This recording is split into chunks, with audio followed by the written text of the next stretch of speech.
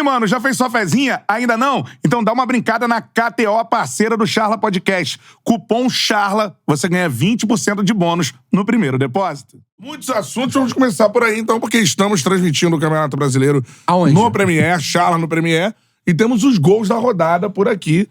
O Fluminense venceu um clássico, finalmente. Interrompeu aí uma sequência de 13 jogos. 13 clássicos sem vencer. Acho que o 13º era esse, né? Não. Acho que era o 14º. Não, esse era o 14º. Já entrou no jogo como 13 jogos sem vitória nos Venceu clássicos. o Vasco por 2-1 e o Vasco também fez um jogo bem equilibrado e tal. A gente vai ver os gols da partida. O Vasco tem perdido. O Vasco tem perdido jogando bem, né, cara? O Vasco tem perdido jogando bem o segundo tempo. Porque o primeiro tempo geralmente foi do Fluminense. Então, o Vasco ficou nítido no clássico como tá fazendo falta, e o Vasco não tem uma reposição pra isso.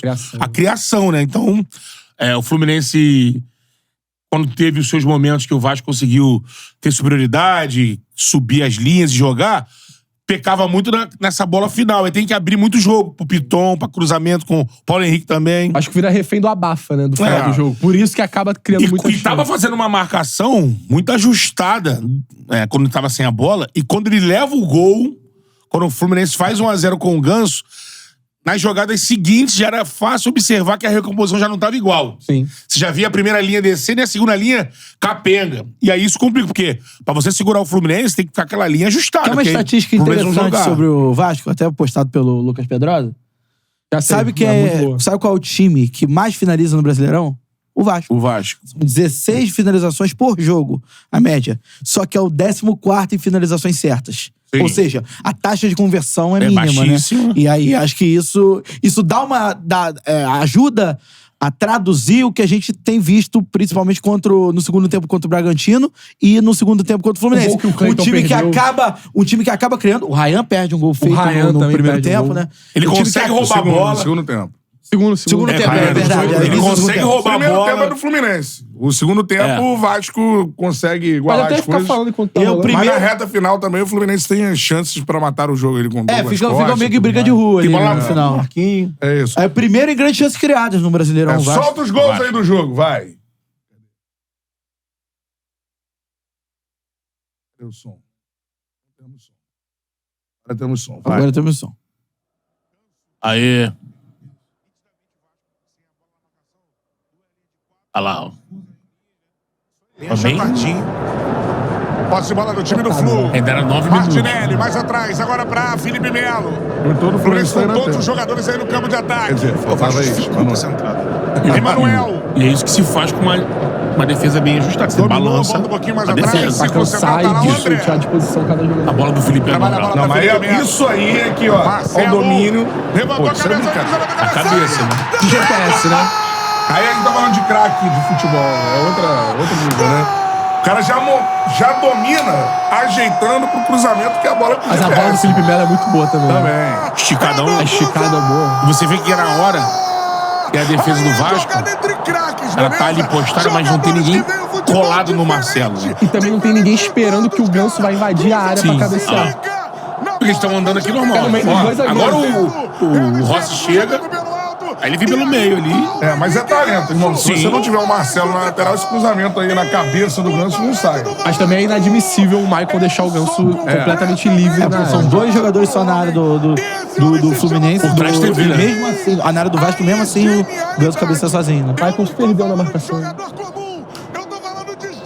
Você tá olhando o cara que vai receber a bola lá. Exatamente. Tá aqui, ó. Tipo, o Léo Pelé é o Cano. Sim. O Léo Pelé não tem culpa nenhuma.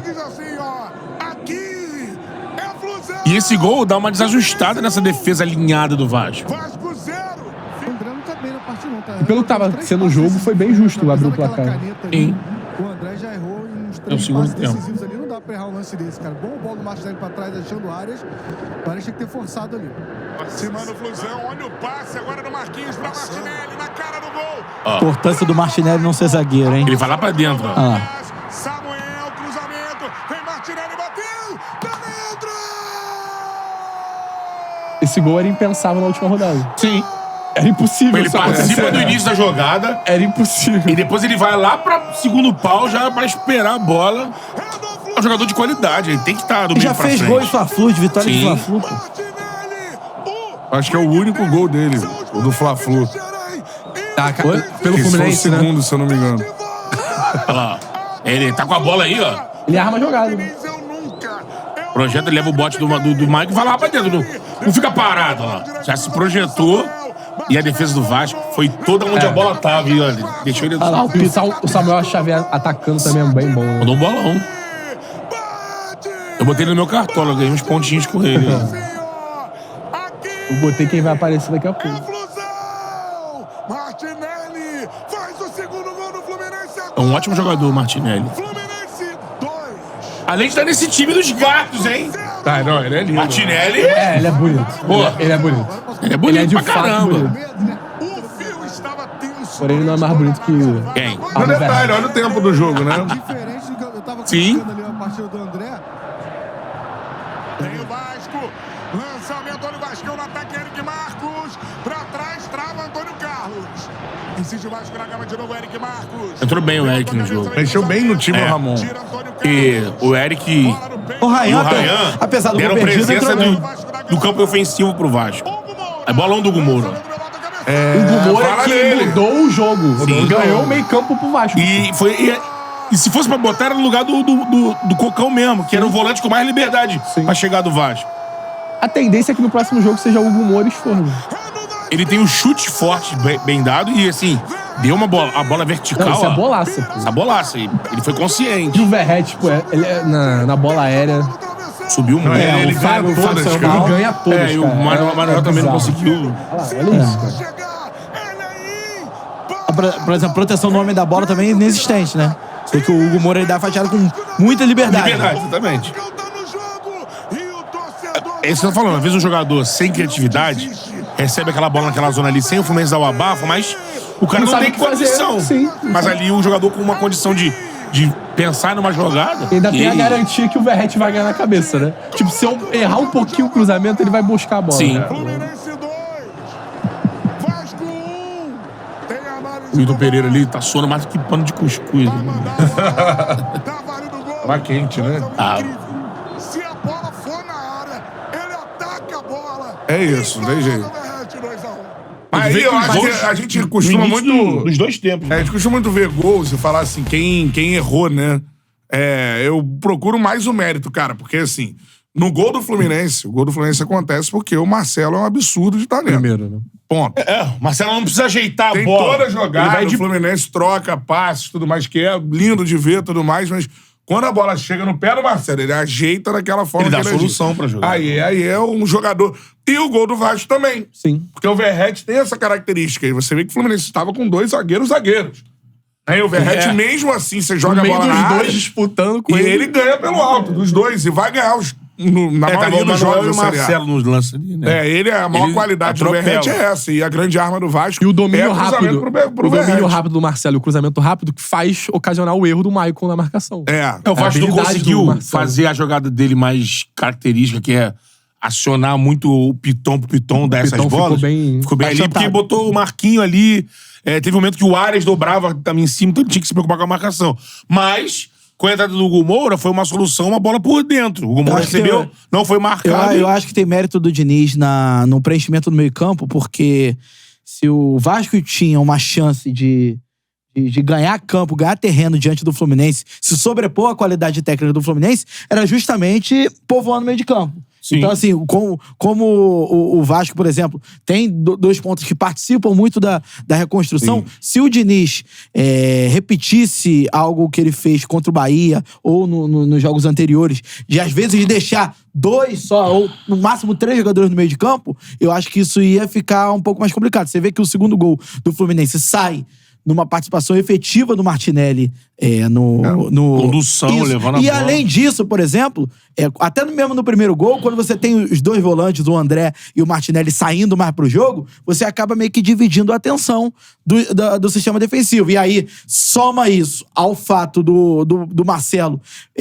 além de acertar o cruzamento, o mérito maior do Marcelo não é acertar o cruzamento, é fazê-lo da forma mais rápida possível. Isso. Porque ele pega a zaga toda desconstruída. Totalmente. E aí você vê, quando o Aí ele faz lateral... da forma mais rápida possível por conta do domínio que ele tem. Já deu o domínio Que é domínio orientado. Domínio orientado. Mas aí, pau. Pô, o Paulo Henrique teve a tarefa mais difícil do jogo. Eu tava falando isso com o Betão, porque assim, quando você observa o Marcelo jogando, lateral, normalmente o canhoto, ele dá toda a situação. Você vê quando o Ayrton Lucas vai pro meio, acabou. Ele não tem ali a situação na perna direita. O Marcelo, ele sai pros dois lados com a mesma qualidade.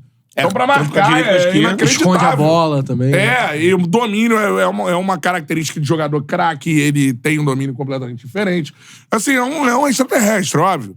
Já mais pro final da carreira, tudo mais. É o melhor lateral esquerdo que eu já vi. Infelizmente, também, o Fluminense não pode usar ele ao extremo, né? Tem que saber dosar. Né? Exatamente. Mas você vai lembrar dos grandes jogos do Fluminense, a galera vai falar, não, do Manchester City e tudo mais. Os grandes jogos do Fluminense têm lances decisivos do Marcelo, pô. Vai ter. A goleada de 4-0, golaço dele, dominando a bola na direita, trazendo pro meio, batendo Limpando pro gol. todo mundo. Golaço dele. O jogo de ontem, por exemplo, ele que desenrola o jogo, né? Se não acontece o primeiro gol ali, talvez a história do jogo teria sido diferente. Você vai lembrar de vários jogos onde o Marcelo, ele tem esse protagonismo. Quando ele tá bem fisicamente pra entrar no jogo e tá completo, ele vai ser um cara que tem que ficar... Lógico, pode ter jogo ali, que às vezes o jogo fica muito concentrado, o adversário, mas se conseguir jogar com ele entrega. Qual é, meu parceiro? Curtiu esse corte que você acabou de ver? Então se inscreva no Charla pra dar uma moral pro melhor podcast de esportes do Brasil. Tamo junto.